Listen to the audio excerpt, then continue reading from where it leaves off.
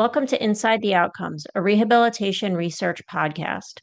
On this episode, we'll be talking about peer mentoring as it relates to employment. Today, we'll be joined by Dr. Linda Ehrlich-Jones, Associate Director of the Center for Rehabilitation Outcomes Research at Shirley Ryan Ability Lab. She's just published a paper about factors that go into successful peer mentoring programs that focus on employment. We're also joined by Rob Kozarak, a longtime peer mentor in the Shirley Ryan Ability Lab Life Center. Welcome to the podcast, Dr. Ehrlich-Jones and Rob. My first question is to Dr. Ehrlich-Jones. Can you give a description of what peer mentoring is and how employment might fit into peer mentoring? So in general, if you think about mentoring, you usually have two people. Sometimes you have group with another person. And the peer mentoring basically is people, as you mentioned earlier, who have similar experience, whether it's a diagnosis, whether it's some kind of traumatic experience, or somehow kind of disability that may be result of the above. But in terms of peer mentoring and employment, it's having someone who's had experience, who has the same or similar characteristics, but then is actually able to work. And the person that they're mentoring has that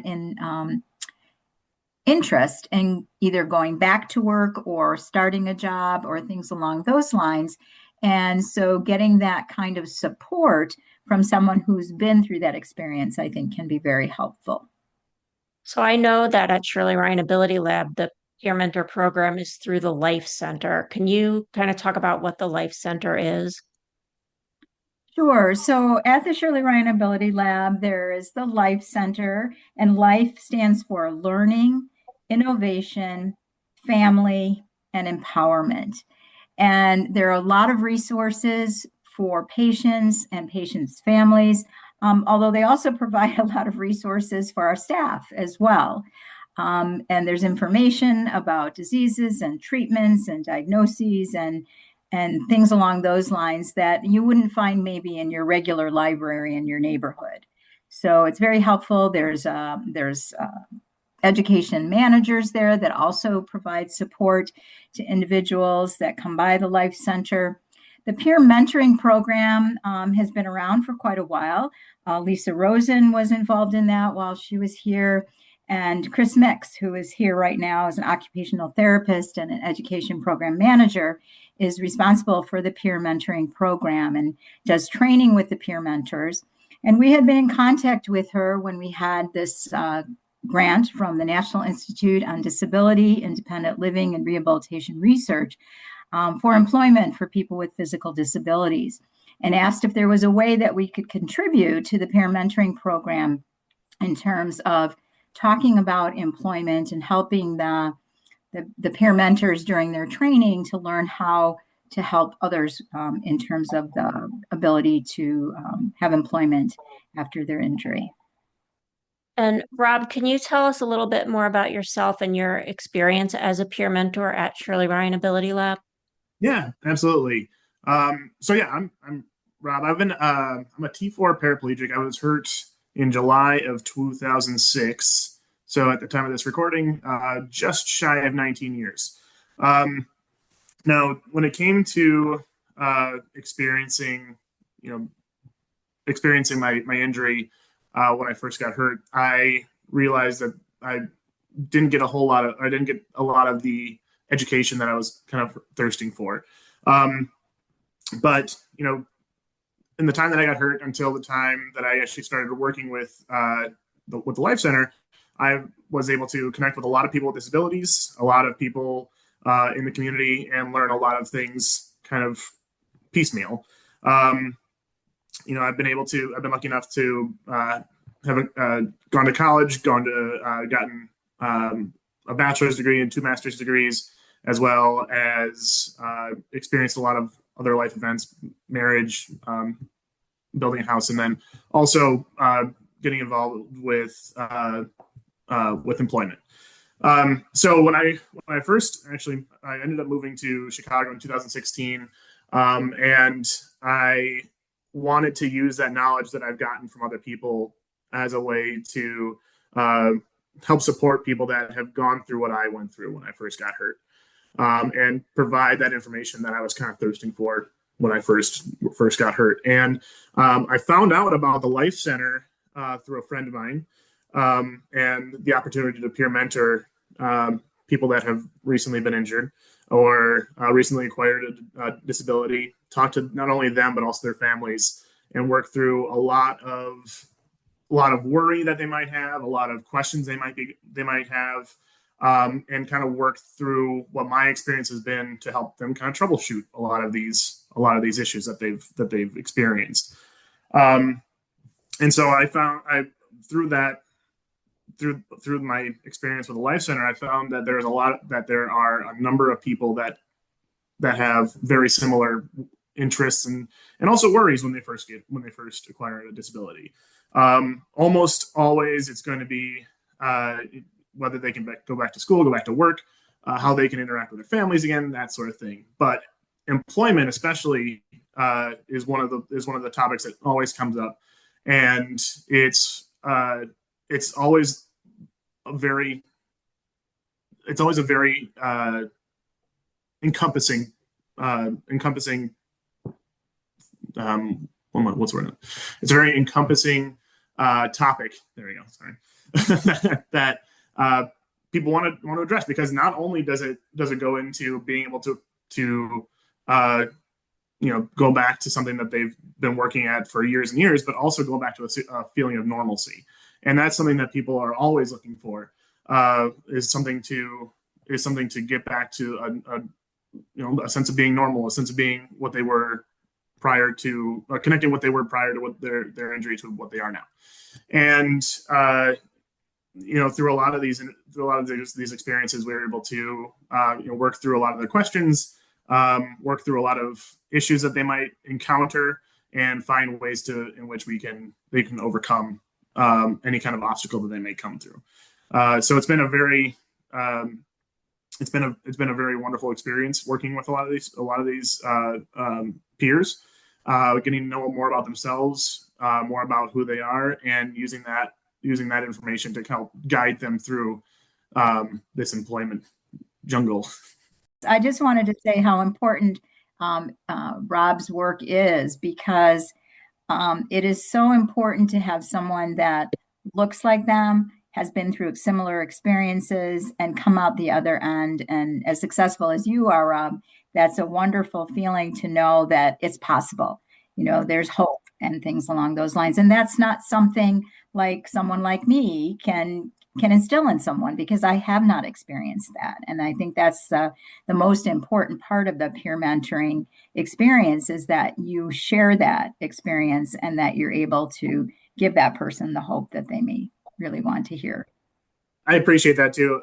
It's also something that's done on paper is not always the way that it works out in certain ways too. So it's always nice to have someone go through it first to see what is actually there versus what's being said too. So, but I appreciate you saying that. Thank you so much, Linda. So, Dr. Ehrlich-Jones, you've recently published a paper about employment and peer mentoring. Can you tell us a little bit more about the paper and why you looked at employment when it comes to peer mentoring? So one of the things that we noticed when the start of this grant from the National Institute on Disability, Independent Living, and Rehabilitation Research, or NIDLR, we had a grant for a rehabilitation research and training center on employment for people with physical disabilities. And one of the things we noted is that the peer mentors were not necessarily having an opportunity to talk about employment, because many of them hadn't been employed. So they didn't know what it was like to be able to explain to somebody how to go back to work, or how either they didn't go back to work or had never been to work. Maybe they were injured as a teenager. And so we started looking into what was in the literature to see what could we do to help in terms of providing more information about employment. And over that 5+ years of that grant, things changed a lot. People like Rob came along and other people that had been working or going back to work. And so it was a great opportunity for us, though, to see that there really wasn't a lot of information out in the literature about this. There were a total of 8 articles for this systematic review because most everything else didn't fit with the issues that we were looking at, which was really people with disabilities, people who were peer mentors, and people who were supporting employment for others. And actually, many of the studies were not done in the United States. They were done in Canada. They were done in Australia. There were a few done in California. And there were a variety of ways in which peer mentoring was utilized. Some was face to face, some of it was over the phone, some of it was over online. And so they gave a lot of different examples, but it was hard because there were so few studies to make any generalized outcomes for that, other than that it did appear that peer mentors were able to help people in terms of this success that they wanted to in terms of going forward. So one of the things that we also provided to the peer mentors at Shirley Ryan Ability Lab was what we did for that grant for other pieces of the grant, not just this paper, but what other kinds of outcomes that we were able to produce. There was a project looking at providing telehealth cognitive behavioral therapy for people who have severe pain and were having difficulty going back to work. That was very successful by our colleague Don Eady at University of Washington. And then a decision aid to help people look at how they could ask for accommodations for their job when they were looking for a job or once they had a job. This decision aid put together by our colleague Mark Harness at the University of Washington. So it was an opportunity to share those results that we had as well with the peer mentoring group so that we could see what other kinds of things in the future would we be interested in working on in relation to employment. So what were some of the findings that came out of it, and how will those contribute to the development of a employment-focused peer mentoring training? So it really kind of showed that not only was it helpful to have peer mentors, but to have that synergy between peer mentors and rehabilitation professionals. So like vocational rehabilitation counselors or rehabilitation counselors, that they were able to work together to help people in terms of finding a job or going back to a job. The other pieces that we found were that most of them were programs that had some kind of structured activities. It wasn't just like, oh, just call whomever whenever you need some help, but there was actual activities that were put together and making it sort of a meaningful experience for both people that were part of that peer mentoring team. I think that in the future, it would be nice to see more literature out there in terms of looking at this. Some of them, we particularly looked at adults or at least people who were older, maybe teens, but there also were some things that were in the literature which we didn't include that were for younger people looking at maintaining school, going to school, and maybe going on further. So those, I think, were the main highlights, and really kind of getting some ideas about what you could do to put together a specific curriculum based on what these different programs were, as I said, with the different mediums that they used and the different length of time that they had people working one-on-one or working in a work-based model. So, Rob, can you tell us a little bit more about your experience specifically with employment and peer mentoring, and what you think are the factors that go into a successful peer mentoring relationship when it comes to employment topics? Yeah, absolutely. Building a bridge of trust is going to be something that is going to be invaluable to create a discussion to not only allow the information that you pass to the peer being accepted, but also so that they are able to share with you what their desires, what their true goals are. And a lot of people keep those guarded, especially when you're early on in your recovery. When it comes to these peer mentoring meetings, employment is never going to be the first thing that people talk about, and there's a reason for that. The reason being that at least from my perspective, a lot of people want to test the waters, and they want to make sure that what you're providing is going to be valuable to them. People, even people that are able-bodied, people with disabilities, they always are.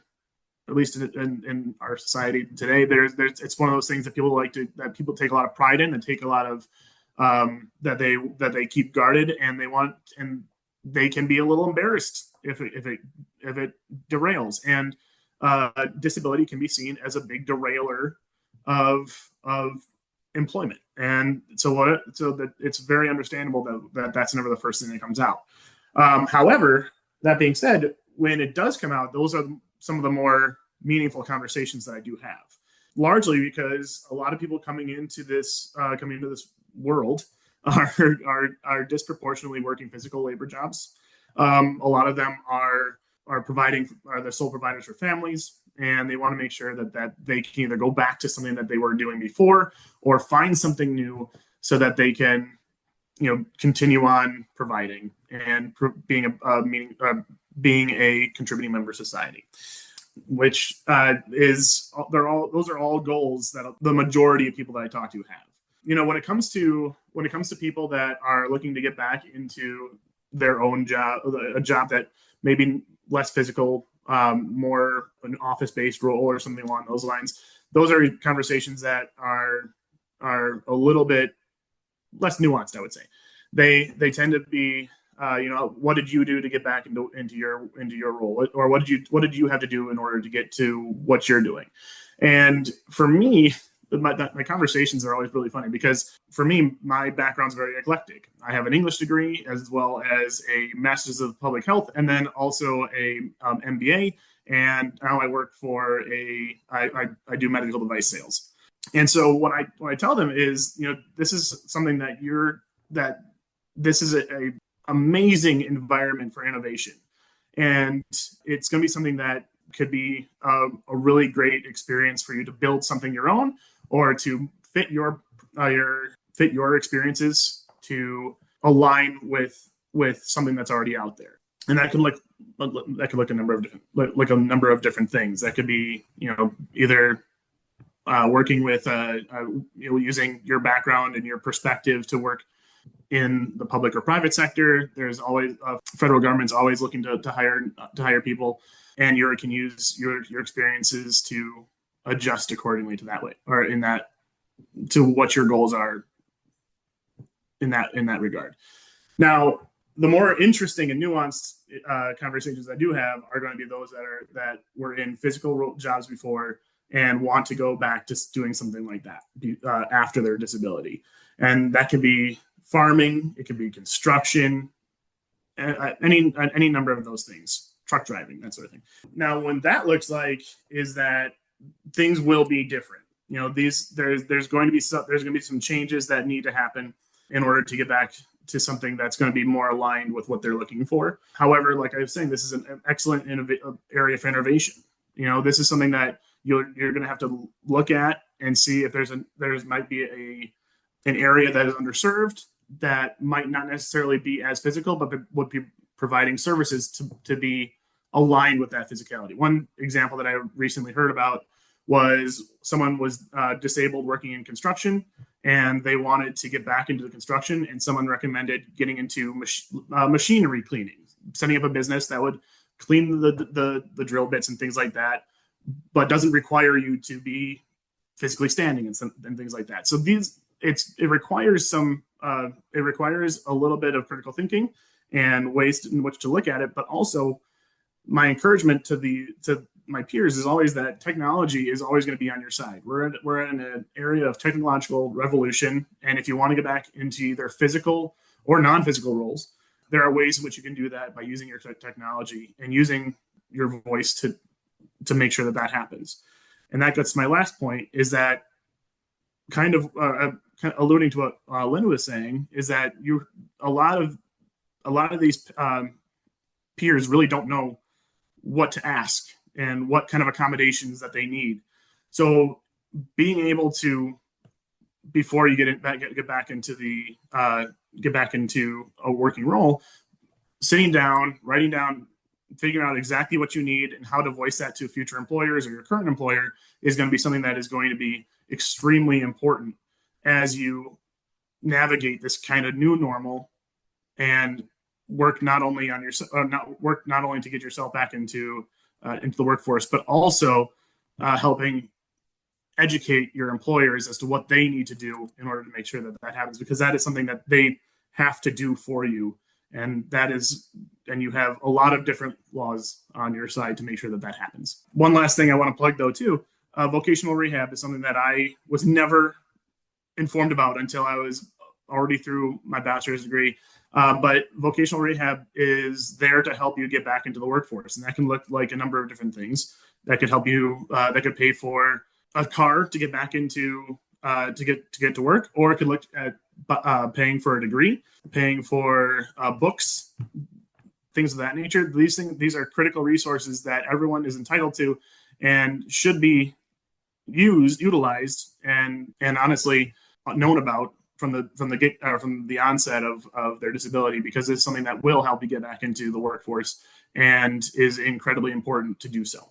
It sounds like peer mentoring, maybe the core of it is not only sharing your experience, but it's an opportunity to let people know about things that they never knew about before and don't know how to ask about. This is one thing that I wish I had known about. I mean, before I'd even started school, before I had left inpatient, but I never knew about it until I was, an offhand comment from one of my friends. So, well, thank you both for being on this episode. And I will link to Dr. Ehrlich Jones's paper. So thanks again to both of you for being guests on the podcast.